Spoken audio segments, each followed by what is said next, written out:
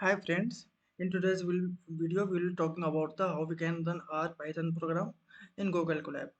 For that we'll come on the Chrome browser. In the search bar we'll search Google Colab, then we'll enter. From the second search bar we can select from the Google Colab and it's opened.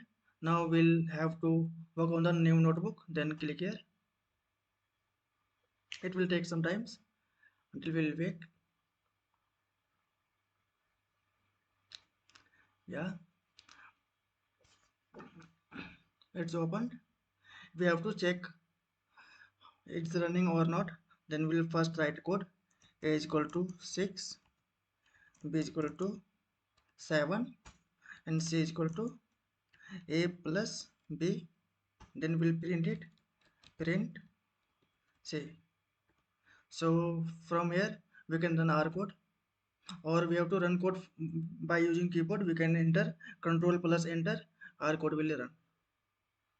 So it's running. So we get the result 13, that is 6 plus 7 is equal to 13. If we have to change the name of the program, we can change from here. We can write here first dot py. It will change, right?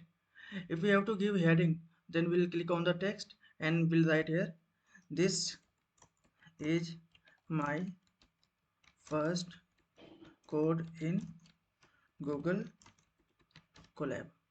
Then we'll select all the sentence and we'll bold it. You can bold it, we can italic, according to you, you can choose it. Then we'll enter, right? So heading has given here.